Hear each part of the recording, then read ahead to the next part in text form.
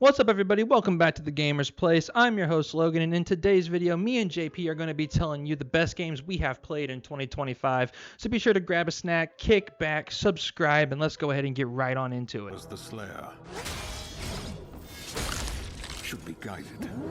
Alright, and we'll kick it off at number 5 with Doom: The Dark Ages. Now, this is a brutal medieval prequel that takes the franchise's signature chaos and drops it straight into a dark fantasy war against hell. It's a single-player first-person shooter built on id Tech's latest engine, and once again, you're stepping into the boots of the Slayer, only this time he's basically a walking siege weapon. The game mixes classic Doom speed with heavier, more grounded combat, and the new tools like the Shield Saw, Mecha Dragon, and the Towering Atlan Mech give you some of the most over-the-top moments that the series has ever delivered. The story fills in the long-awaited lore about the Slayer's origins, while sending you across massive ruined castles, forests, and ancient hellscapes. And even with all the new ideas, they still nail what makes Doom, that relentless action, tight level design, and some of the most satisfying enemy encounters all year.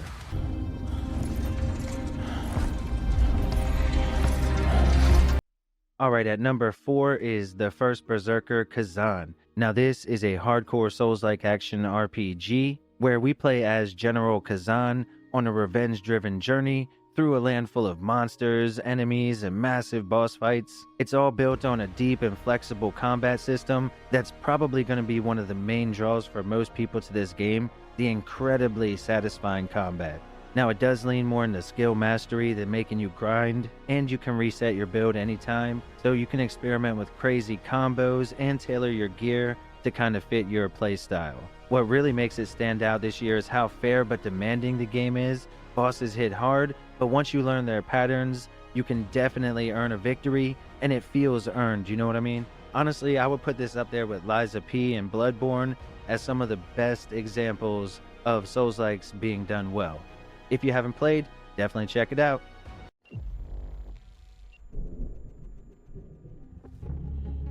Alright, and coming in at number 3 is going to be Ark Raiders. Now this is an extraction-style third-person shooter with a surprisingly rich world and a wonderful community that's made the entire experience feel way better and made it feel alive. Whether you're playing solo or with a squad of up to 3 people, you're scavenging the surface for loot while avoiding deadly machines and dealing with unpredictable encounters with other raiders. Every run feels different thanks to the changing weather, map conditions, enemy types, and the game gives you a ton of freedom to craft gear, mod weapons, and kind of build a playstyle that fits you. Now what really sets it apart is how welcoming it is for a typically hardcore genre. Even if extraction shooters really aren't your thing, the atmosphere, the cooperative vibe, and the constant sense of discovery really make it easy to get sucked in. And with Season 1 being free, there's a lot to dive into without feeling overwhelmed or feeling like you have to kind of pay to win or any of that kind of crap. Playtime varies, of course, but you can definitely sink hundreds of hours into the game no problem. Definitely check it out. Giant. And coming in at the number 2 spot for me is Cronos: The New Dawn. This is a tense third-person survival horror set across 2 different timelines. You have a bleak future wasteland and 1980s Poland during a mysterious catastrophe known as the Change. The game blends atmospheric exploration with strategic combat where every bullet matters and every decision can spiral right into danger. One of the biggest hooks is the merging mechanic. If you don't burn enemies after killing them or burn up the extra bodies laying around, nearby enemies can absorb their bodies and become even more grotesque and way more deadly. It stands out with how smart and unsettling it is. The story is layered, the world design is moody and oppressive, and the psychological elements give it a really unique identity within the genre. The essence harvesting mechanic even alters your own character as you play through, adding both power and paranoia. It's one of the most polished and memorable survival horror releases in years, and you can finish in around 11 to 13 hours or so, making it perfect for a tight, gripping experience.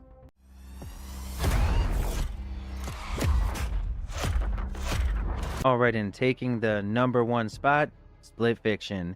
This one is from the team behind It Takes Two, and it follows Mio and Zoe, two writers who get pulled into their own stories, and then they have to work together across constantly shifting sci-fi and fantasy worlds. One moment you're taming dragons, and the next you're slashing through neon cities as a cyber ninja. And the game never stops throwing new ideas at you all the way through. It stands out because it does what Hazelight does best. It builds every mechanic, every puzzle, and every set piece around cooperation. The pacing is incredible, the worlds are imaginative, and it's packed with memorable moments that you'll want to talk about afterward. This is the kind of game that reminds people why co-op storytelling is so special. It takes around 14 hours to wrap up on your first playthrough. Definitely a must play, and it would have been my game of the year, but it wasn't nominated, so what can you do?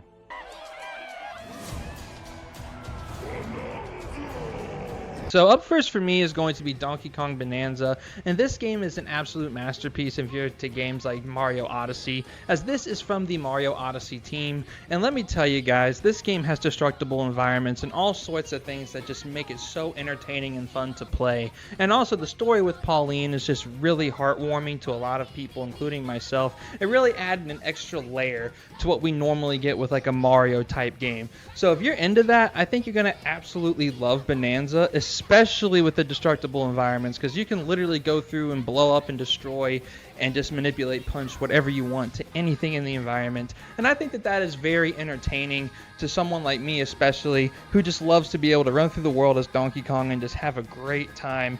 And also on top of that, the many songs that Pauline gets to sing gives you what they call Bonanza modes, and it allows you to utilize different type of powers. Now, there's one that's like an elephant that allows you to suck up everything in the environment. There's one that makes you a more buff, bigger Kong that allows you to punch through things easier, and all that type of stuff to give you new, awesome gameplay variety within this game. And I just think that Nintendo absolutely killed it in every single way when developing Donkey Kong Bonanza. I think each and every single one of you is going to love this game if you're into any type of 3D platformers, especially the Mario franchise, as this is the return to form that we have been wanting for years with Donkey Kong, and it's finally here. And I think it definitely deserves a spot in the Game of the Year running. I do. I think it's an absolutely epic, phenomenal platformer that nobody should miss at all, period, because this one is absolutely amazing. Now let's go ahead and go on to the next game.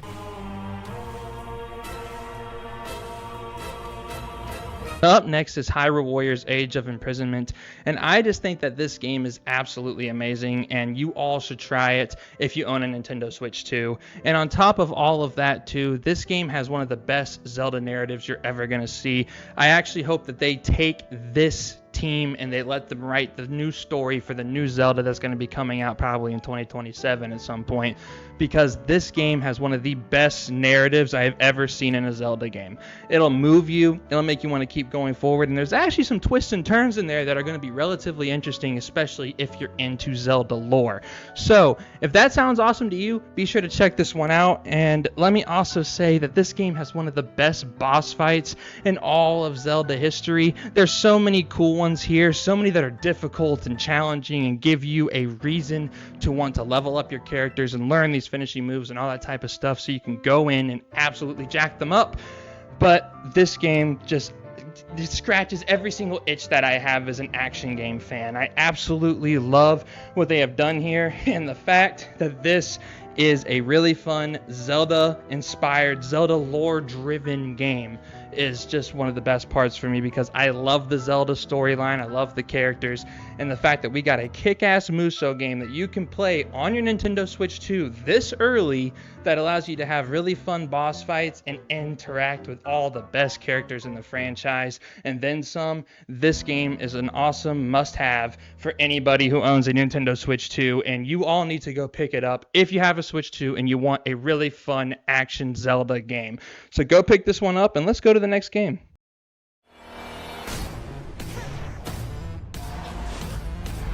Next is Hades 2. Now this game is an absolutely amazing roguelike. I actually think it might be one of the best roguelikes we have ever gotten, and definitely the best one from 2025.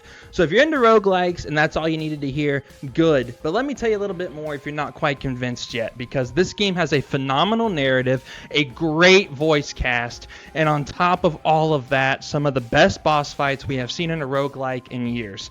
Now, this game is also insanely hard. So don't think you're going to go into it and just mop the floor immediately, because you're going to have to learn the mechanics, unlock new weapons, get abilities, all that cool roguelike stuff that you're used to. You're going to have to do it in this game to be able to survive and get to Cronos and actually win. Just like the original Hades. You know, the original Hades was pretty difficult too on your first few runs, but then it got easier as you went. Same sort of thing here. But this game is immaculate when it comes to just the cast and everything that they're going to do with you in this journey, because it's addicting. Let me tell you, this game will make you want to come back for more constantly, because you're always that close to beating a boss or that close to getting past this area, to where you're like, well, now I want to see what's on the other side of that door. Now I want to see what's on the other side of that boss fight. So you want to go through and do it again so you can see what's on the other side, because the art style in this game is so good that, man, every single time you go somewhere new, it feels new, it looks new, and you just know immediately there's going to be a really cool, very difficult, but really cool boss fight on the other end of that door every single time that you eventually get to each one. So I gotta be honest, guys, this is a must-play, must-recommend, essential roguelike if you're into that genre, and I think it is one of the best games of 2025, and it is also probably the best roguelike I have ever played in my entire life. So if you want to play a phenomenal game that challenges you, makes you think on your feet, and also gives you a phenomenal story with an epic cast, definitely check out Hades 2 today. Now let's go ahead and go into the top 2 games of 2025, starting with number 2, Hollow Knight Silksong.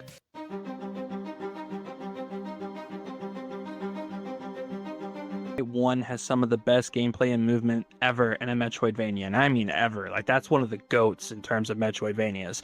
So when you are going to make a sequel to that, I expect it to be a lot better. And let me tell you guys, right now, this is better. This game is more precise, it's faster, it has more nimble movement, it has the abilities that help you do this movement, so you're able to stay agile and be able to do what you need to do even in the hardest sections of the game. And also the abilities are really cool, like a running buzzsaw, hiring companions, all that type of stuff. It is here in Hollow Knight Silksong. So this game has a bunch of bosses, a whole bevy of them. You have like over 40 legendary bosses that you have to go through and fight in this game. There's a lot of content here. You could spend a lot of hours in this game just running around, having a good time fighting the bosses and 100%ing the whole thing. You really could. And to me, this game nails exploration, which is the number one thing that a Metroidvania has to be elite at. If you want to explore the world, if the world carries you and brings you in and gets you excited, then that is a great world for a Metroidvania, because the whole point of these games is to find skills, go on different paths, explore the world, and you're supposed to want to uncover the whole entire map. That is what every single Metroid game has ever done. That is what all the great Metroidvania copy-pastes of Metroid have ever done, and I am happy to report that is exactly what Hollow Knight Silksong has done. This is a world that is not only beautiful, handcrafted, and looks absolutely gorgeous, like a Picasso painting that you never want to sell type thing here, but on top of that, this is a world that when you see it, you just want to run into it and you don't want to leave. There's so many cool things here, and I've never been so immersed and so into a world that has zero voice acting or any of that at all. They found a way to tell a pretty cool, compelling story without saying a single word. You have to read everything, and then they have these little gibberish sounds coming out of the characters' mouths and stuff. But it is super interesting stuff, and it'll draw you in. It'll immerse you. This is one of the best Metroidvanias I've played in years in terms of all of this stuff, especially the exploration. Like, I want to emphasize that for all of you that are listening to this review. Exploration in Metroidvanias is the number one thing you have to nail. And Team Cherry has nailed it here. When they say this game was trapped in development heaven, I see it when I play Hollow Knight Silksong. I see the passion, I see the love, I see everything that they wanted you to see with this game. It looks good, it plays immaculate, and the gameplay itself is almost unbeatable by any other game in its genre. I absolutely love what we got here. And on top of all that, let's talk about the beautiful soundtrack.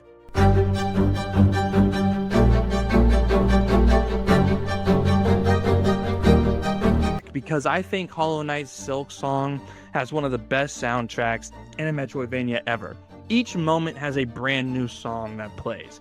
You have an intense song for a boss, you have a calm song for exploration, you have an intense song for intense exploration when you're having to do parkour to get out of the way of obstacles and things of this nature.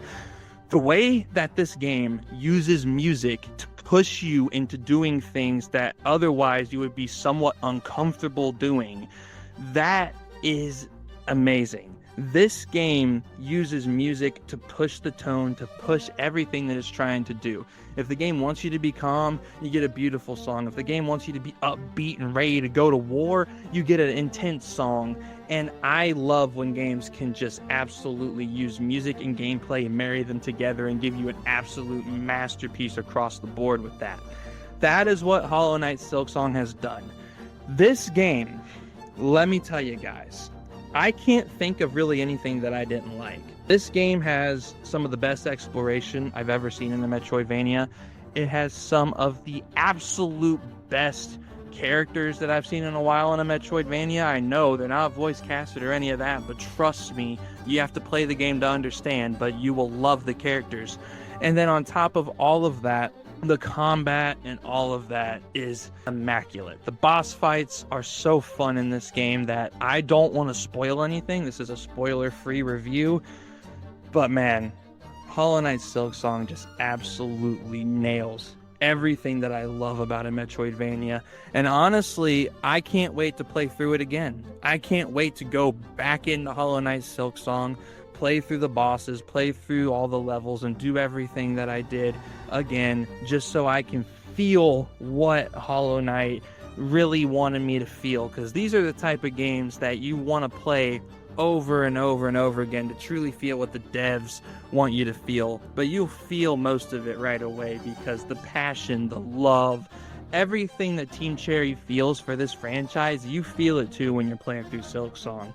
You see what they mean by development heaven whenever you are playing this game, because it is a masterpiece. So if you guys want a game that runs great, looks great, it feels great in your hands, and you can just absolutely enjoy it, soak it in, and immerse yourself in this wonderful world of great exploration, this is the game for you. I love Hollow Knight Silksong. I honestly can't think of anything wrong with it. I can't really fault it in any way, shape, or form. I haven't encountered any bugs or glitches or anything like that, so they obviously took time to iron all that stuff out, which nowadays we know is a miracle because a lot of games release broken, buggy, and bad.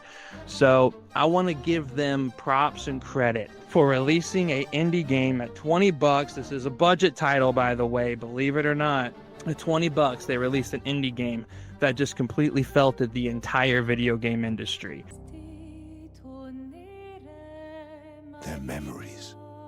Expedition 33 is Game of the Year, and in this video, I'm going to tell you why. And if you disagree with me by the end of this video, go down to the comments section and sound off and tell me your Game of the Year and why you think it should win. But without any further ado, let's get into this.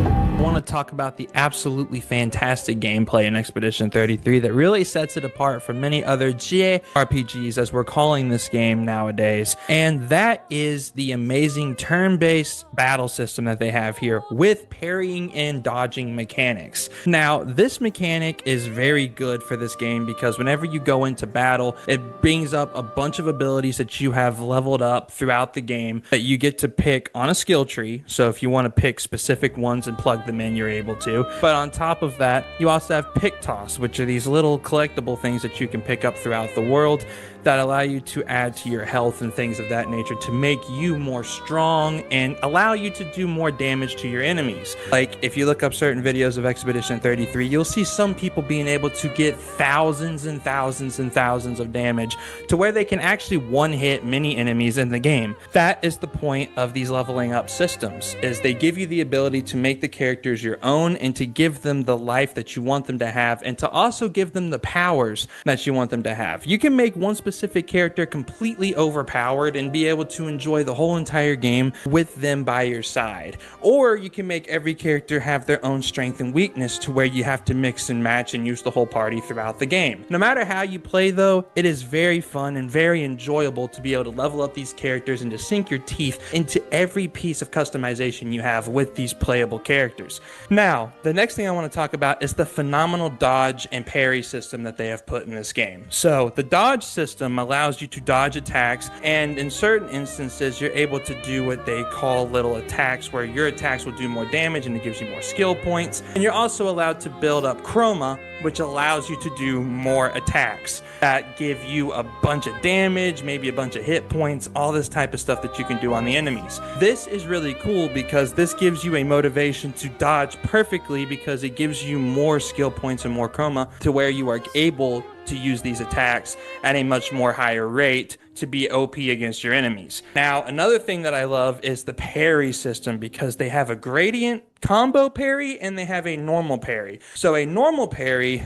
allows you to parry your enemies and do like a little damage hit attack, counter attack at the very end that allows you to do maximum damage for one hit, which is really cool, right? But when you do it against gradient attacks are the ones that are really, really good in terms of the counter attack mechanic if you time it perfectly. Because whenever you time it perfectly, you can hit them back with a counter attack that can annihilate them in a half a second. So it's a really cool animation that you get to see play out, and on top of all of that, it is a really amazing system that allows you to feel the impact of your parries and your dodges. So I absolutely love what Expedition 33 has done here with the gameplay, because it is a very addicting, fun loop that when you learn it and you are capable of doing certain things that a lot of other people that play this game can't do, you get to see new animations, new attacks, and new ways that you can attempt to defeat these enemies, and I absolutely love what they have done here. So Expedition 33 has absolutely killed it with the gameplay segments in this game, and I think it is personally one of the best turn-based RPGs that I have ever played in my life.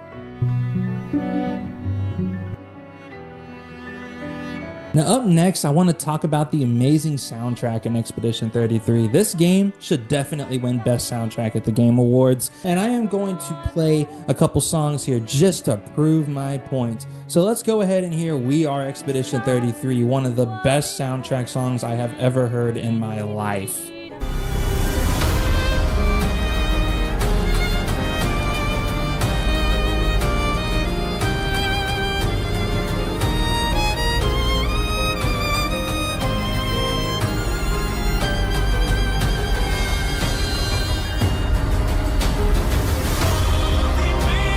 See what I mean? I mean, the epic background music, the phenomenal singing that you hear throughout the song, and on top of all of that, just the intensity of the unknown and knowing the mysteriousness that you hear behind the song. It is absolutely beautiful, and every single piece of it makes you want to explore the world more, gets you hyped to play this game, gets you excited to get into this world and its characters. And that is exactly what a soundtrack is supposed to do, is to get you excited, to get you into a moment that you otherwise may not without this song. It just absolutely hits different whenever you're playing through Expedition 33. Whenever you get all these different soundtracks. Like, listen to this one. Whenever you meet one of your companions for the very first time, it is so, so good.